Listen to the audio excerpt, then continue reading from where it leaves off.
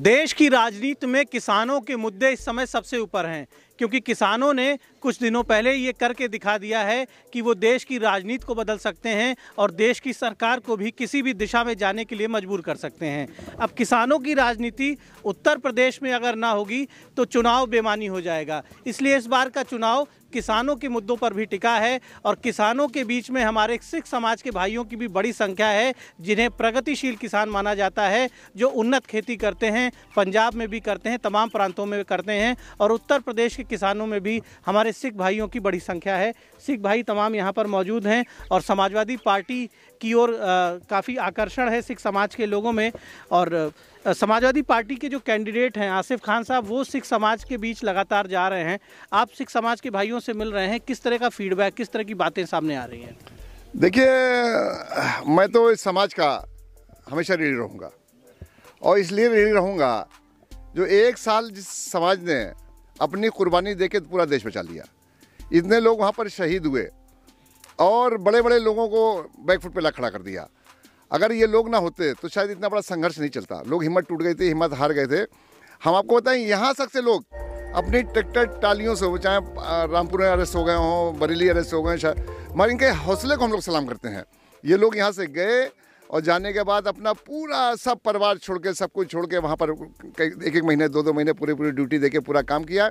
इनको चिंता अपने समाज की नहीं थी, इस समाज को चिंता देश की थी और देश बच जाएगा तो सब बच जाएगा। और अपनी कुर्बानी देके देश को बचा लिया। जो तीनों कानून, काले कानून थे, अगर वो अच्छे थे तो फिर वापस क्यों हुए? अगर वो उसको जो सरकार कहा कि बहुत अच्छे हमने किए हैं, वो तो समझदारी ये थी कि सब लोग समझ गए कि देश में होने वाला क्या है, क्योंकि इस देश जो है दो लोग के हाथ में चला गया, अडानी और अंबानी के हाथ में। और वो चाहते हैं कि चाहे वो किसान हो, चाहे कोई भी प्रॉपर्टी हो, कोई भी देश की चीज़ हो, वो सब कुछ देना चाहते हैं। खाली ये बचा था जो देश की इकनॉमी चलाता है, किसान। अगर आपको याद होगा 2008-9 के अंदर आदरणीय मनमोहन सिंह जी देश के प्रधानमंत्री थे और पूरी दुनिया के अंदर इनकलाब आ गया था। देश, बड़े बड़े देश गायब हो गए थे नक्शे से, इतने बड़ी इकोनॉमी उनकी जब डाउन हुई। मगर आदरणीय मनमोहन सिंह जी ने इतनी खूबसूरती से देश को बचा लिया और वो सिर्फ वो किसानों के दम पे बचा लिया। जो हमारा प्रोडक्शन है, जो हमारी मेहनत है, जो उसको हम लोग बेचते हैं, उस पर पूरी इकोनॉमी डिपेंड है पूरे देश की।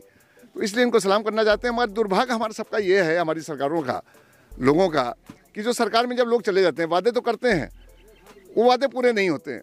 अब इनको कितना झेलना पड़ता है, कितना इनको परेशान होना पड़ता है जब इनके धान तैयार होते हैं, जब इनके गेहूं तैयार होते हैं, मंडियों में पड़े रहते हैं, सेंटरों में पड़े रहते हैं, कोई सुनने वाला नहीं होता है और उसमें 20 कमी निकाली जाती है कि साहब ये गीला है, ये सूखा है, ये टूटा है। जो मेहनत होती है, अब इस बार जो धान की कीमत थी, जो धान इन लोगों ने बेचा है, मेहनत जितनी थी, जितनी लागत थी, उससे कम पे लोग बेच के आए। अच्छा, समाजवादी पार्टी सरकार का, यदि सरकार में आने का समाजवादी पार्टी को फिर से मौका मिलता है, आपकी पार्टी का जो एजेंडा है, जिस तरह से अभी अखिलेश यादव ने लॉन्च किया है, घोषणा पत्र लॉन्च किया है, तो समाजवादी पार्टी क्या करने जा रही है किसानों के लिए? खास तौर पर सिख समाज के जो हमारे भाई हैं, उनको सशक्त करने के लिए समाजवादी पार्टी के पास क्या विजन है? आधा एजेंडा ही किसानों के लिए है सरकार का। आप देख लीजिए, 300 यूनिट बिजली फ्री दे रही है। भाजपा क्या करती थी, अगर ये तार हैं खिंचे हुए गांव के अंदर या कहीं झाले के ऊपर, और लोगों की सोच भी ये थी कि यार सरकार से कुछ नहीं मिल रहा, कम से कम चलो बिजली में तार डाल लो। जहाँ तार पड़ता था वहीं सुबह बिजली खड़ी हो जाती थी और अगला पैसा उनसे सब वसूल लिया जाता था। अखिलेश जी ने 300 यूनिट बिजली फ्री करने का वादा किया कि सरकार बनते 300 यूनिट बिजली फ्री कर दी जाएगी। आपके जो ट्यूबवेल हुआ करते थे, आदरणीय मुलायम सिंह यादव जी ने उन ट्यूबवेलों को उस टाइम फ्री कर दिया था कि आप सिंचाई हम बिल्कुल मुफ्त देंगे, अपना ट्यूबवेल कनेक्शन कराइए, आपको बिजली मिलेगी। इस सरकार ने उस पर भी टैक्स बांध दिया और टैक्स ही नहीं बांध दिया, इस सरकार ने उसके ऊपर मीटर लगाना शुरू कर दी, कमर्शियल मीटर लगना शुरू किया। जो किसान है अपने ट्यूबवेल लगाता है अपने सिंचाई के लिए, खेतों के लिए, वो कमर्शियल तो हो नहीं सकता है, उसके ऊपर भी उन्होंने अपना सिस्टम शुरू कर दिया था कि साहब कमर्शियल इसको हम बनाएंगे और कई जगह हज़ारों लाखों उसमें मीटर लग भी गए हैं। मगर अखिलेश जी ने वो भी कहा कि सरकार बनने के बाद हम उनकी ट्यूबवेल की सिंचाई की बिजली भी माफ़ करेंगे।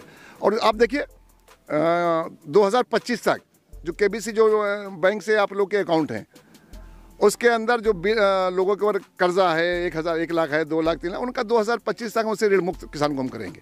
और उसका और ऐसा नहीं, अभी जो किसान, छोटे छोटे किसान, ये तो कुछ बड़े किसान हैं, छोटे किसान जब जाते हैं, अभी जब डीएपी की प्रॉब्लम हुई तो पैसा भी ज़्यादा देना पड़ा और लाठियाँ अलग खाई। उस लाठियाँ खाने को देख के उनके पैसा, अखिलेश जी ने कहा है कि छोटे किसानों को डीएपी और यूरिया हम मुफ्त देंगे। ये भी किसान के लिए बहुत बड़ा तोहफा है और इस धरती पर कोई कर नहीं सकता है। अखिलेश जी करके दिखाते हैं। जब बिजली उन्होंने 300 यूनिट फ्री करी तो भाजपा के लोगों उनका ये कैसे करेंगे। जब उनको लगा ये तो यार मास्टर स्ट्रोक था, लोग चिल्लाने लगे कि अब तो 300 यूनिट बिजली हमको फ्री मिलेगा, हम तो वोट अखिलेश यादव जी को देंगे। तो फट से इन्होंने क्या किया, उन्होंने बिजली को हाफ कर दिया।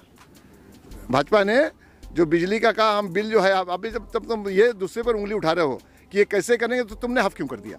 आपको जैसे ICT रखना चाहिए था। इनको जब ये डर जाते हैं तो डीजल और पेट्रोल का पैसा कम कर देते हैं, जब इनको हार दिखती है तो ये बिजली का बिल भी हाफ कर देते हैं। तो इसलिए इनको हरा दो तो सब कुछ, डीजल जब 100 पे पहुंचा वो और नीचे आ जाएगा, पेट्रोल जो ऊपर है और नीचे आ जाएगा। जब पेट्रोल और डीजल सरकार के नियंत्रण में होगा तो उसका पूरा फायदा किसानों को मिलेगा। क्योंकि जब डीजल महंगा होगा तो ये क्या करेंगे, आमदनी लागत दूसरी दुगनी हो जाती है, आमदनी दूसरी हो नहीं पा रही।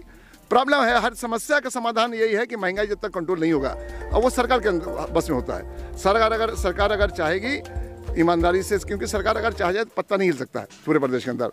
अगर वो उनकी नीयत साफ है किसानों के लिए तो उनको कंट्रोल करना चाहिए था महंगाई का, डीजल और पेट्रोल के दाम कम करना चाहिए था, ताकि इनको ये महसूस होता कि चलो यार डीजल पेट्रोल हमको कम मिल रहा है, कम दामों में मिल रहा है, तो हम अपनी ज़्यादा मेहनत करके हम फसल को अच्छा तैयार करें। जब फसल तैयार हो जाती है तो मंडी में उसको वाजिब दाम नहीं मिलता है। तो दोनों तरफ से जा रहा है, इधर महंगाई से मार हो रही है, इधर जो उनका प्रोडक्शन है उसको मार्केट में उसको ब्लैक में लोग करते हैं, वो पैसा उसको नहीं मिलता, इसलिए सबके सब लोग परेशान हैं। तो किसानों के बड़े मुद्दे हैं और किसानों का सबसे बड़ा मुद्दा है निराश्रित पशुओं का, जो पशुओं से फसलों को नुकसान होता है। रात भर ये सारे किसान इस क्षेत्र के बता रहे हैं कि ये रात भर फसलों के लिए रात भर जागकर उन फसलों की हिफाजत करते हैं। खेतों में इन्हें, सर्दियों में भी खेतों में इन्हें समय देना पड़ता है। तो सरकार को ध्यान देना होगा। महंगा डीजल, पेट्रोल, बिजली, सिंचाई, किसानों की जो मुद्दे हैं वो इस चुनाव में मुद्दे बने हैं। और समाजवादी पार्टी ने किसानों के बीच जाकर, सिख समाज के बीच जाकर अपनी बात रखी है। समाजवादी पार्टी की कोशिश है कि उन्हें सिख समाज का पूरा समर्थन मिले। द इंडियन ओपिनियन के लिए हरदोई के शाहाबाद से दीपक मिश्रा।